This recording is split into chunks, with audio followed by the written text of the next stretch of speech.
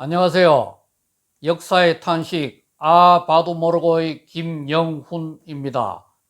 제가 그동안 18일간의 병원 생활로 본 방송이 일주일간 연기된 것에 대하여 구독 시청자 여러분에게 진심으로 죄송한 마음을 밝힙니다. 다음부터는 이런 일이 발생하지 않도록 더욱 최선을 다하겠습니다.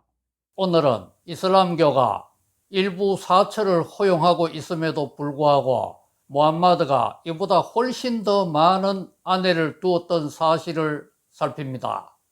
꾸란에서 일부 사찰을 허용하였지만 이슬람교를 창시한 무함마드에게는 결혼에 대한 무제한의 특권을 허락하고 있어 너무도 놀랍습니다. 꾸란에서 무함마드에게는 얼마든지 많은 여자와 결혼해도 좋다고 말하고 있습니다. 또 마음에 안 드는 여자와 이혼하였을 경우에 더 좋은 여자를 많이 준다고 꾸란에서 무함마드에게 약속하고 있으니 참으로 놀랍습니다. 그래서 무함마드는 동시에 최소한 2명 이상의 아내를 둔 것으로 밝혀지고 있습니다. 이 무함마드는 아내들에게 공정하기 위하여 아내들의 잠자리 순서를 정해주기도 하였고, 무함마드가 외출하거나 원정에 나설 경우에 무함마드와 함께 갈 수 있는 권리도 차례를 정해주기도 하였습니다. 이런 무함마드의 많은 아내들 중에서 특별한 케이스인 두 사람을 소개합니다. 첫째는 6세의 나이에 50세의 무함마드와 결혼한 아이샤입니다. 아이샤의 부모님들은 아이샤가 너무 어리다는 이유로 이 결혼을 반대하였지만 무함마드의 강력한 청혼을 이기지 못하여 독실한 무슬림이었던 부모님들은 아이샤와의 결혼을 허락하였습니다. 아이샤는 첫날 밤을 아이샤의 집에서 무함마드와 함께 잤습니다. 그러나 너무 어렸기 때문에 그 이후로 계속 무함마드와 부부 생활을 할 수가 없어서 아이샤는 3년 동안 부모님 밑에서 더 자라서 부제가 되어 다시 무함마드를 만나 본격적인 부부 생활을 했습니다.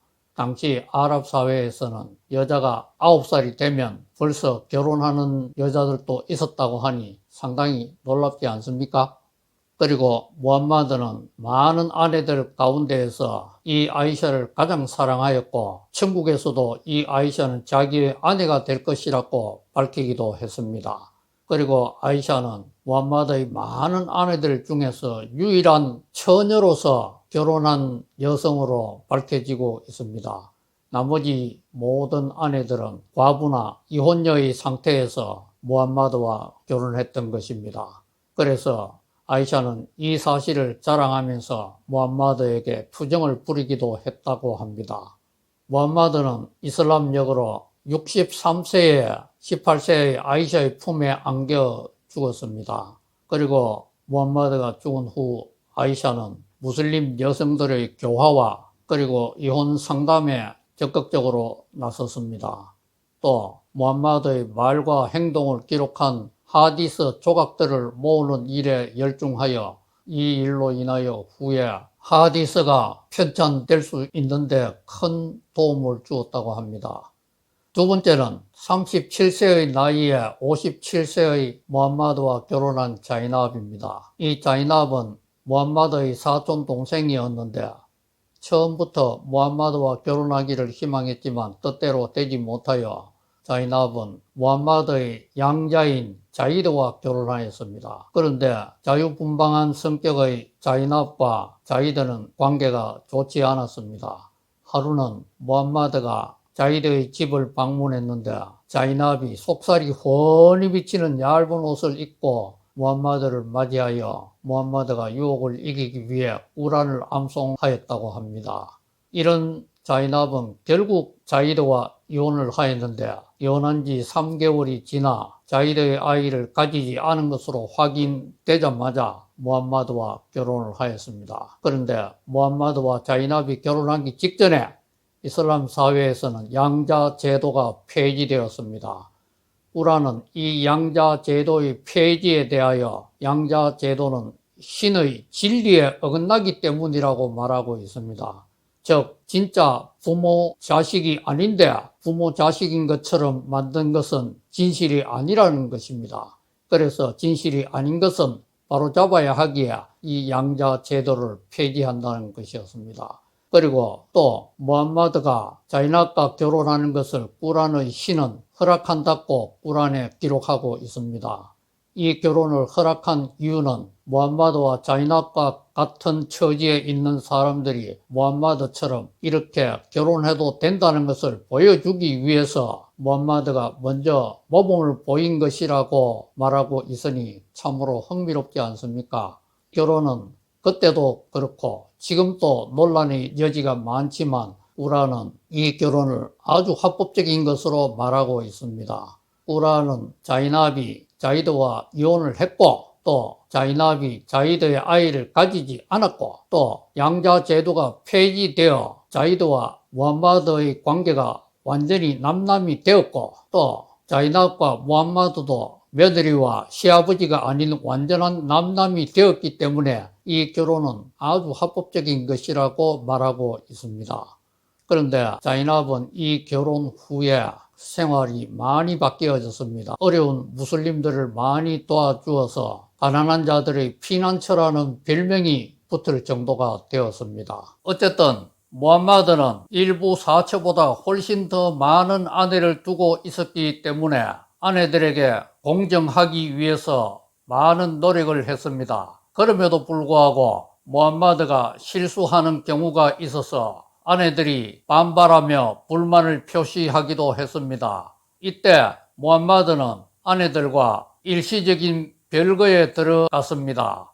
그런데 당시 상황이 외적과의 전쟁을 눈앞에 둔 긴박한 상황이었기 때문에 무함마드는 이내 아내들을 모두 불러 모아 자기와 이혼을 하든지 아니면 자기에게 순종하든지 둘 중에 하나를 선택하라고 하여 이 사태를 진정시키기도 했습니다. 이처럼 아내를 많이 둔 사람은 그 가정에 여러 가지 문제가 발생할 수밖에 없습니다.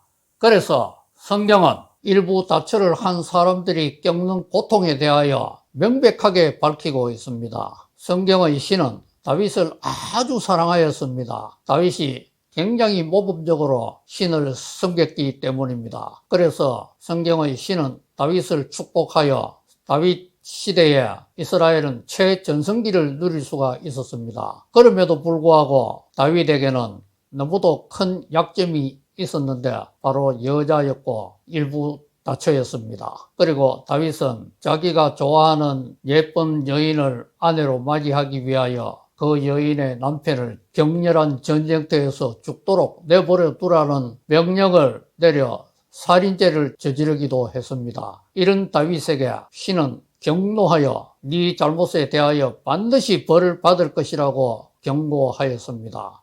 다윗은 일부 다처를 하였기 때문에 많은 고초를 겪은 것으로 나타납니다. 다윗의 많은 아들 가운데에서 이복 오빠가 이복 여동생을 사랑하여 강간하는 사건이 발생하였고 또 이에 대한 복수심으로 이복 동생이 이복 형을 죽이는 살인 사건까지 발생하였습니다. 그리고 이 사건이 더 확대되어 아들이 아버지에게 반란을 일으켜 다윗 왕은 맨발로 울면서 도망가야만 했습니다.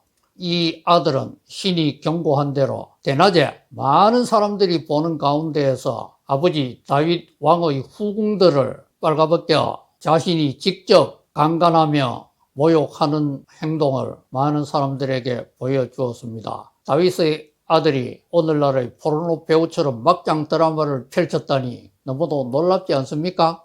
이뿐만 아니라 다윗이 늙어 힘이 없게 되었을 때 다윗의 아들들은 또 왕위 쟁탈전을 벌여서 다윗은 이 일을 수습하느라 마지막 힘을 다 기울여야만 했습니다. 신이 그토록 사랑하여 최전성기를 이루도록 해 주었지만 다윗은 자신이 저지른 일부 다처로 인하여 자신이 죽는 순간까지 그 고통을 겪어야만 했으니 얼마나 놀랍습니까? 그리고 성경은 꾸란과 달리 양자 제도를 인정하고 있습니다. 특히 신과 성도 간의 관계를 양자 관계로 설명하여 양자가 된 성도들이 신을 아버지로 부르며 또 양자가 되었기에 마땅히 아들로서의 권리를 누리게 된다고 성경은 설명하고 있습니다. 꾸란과 성경이 일부 다처와 양자 관계에 있어서 이렇게 성격한 차이를 보여주고 있으니 너무 흥미롭지 않습니까? 무함마드의 아내들에 대해서 또 무함마드의 결혼에 대해서 좀 더 소상히 알고 싶으신 분은 인터넷 서점에서 판매되고 있는 저의 저서 오 무함마드 당신은 누구요를 참고해 주시기 바랍니다. 다음 주 화요일에는 예수와 비슷하게 생긴 사람이 예수로 오인되어 예수 대신에 십자가에 못 박혀 죽었다고 말하는 꾸란에 대해 살핍니다. 감사합니다. 하나님 복 많이 누리세요.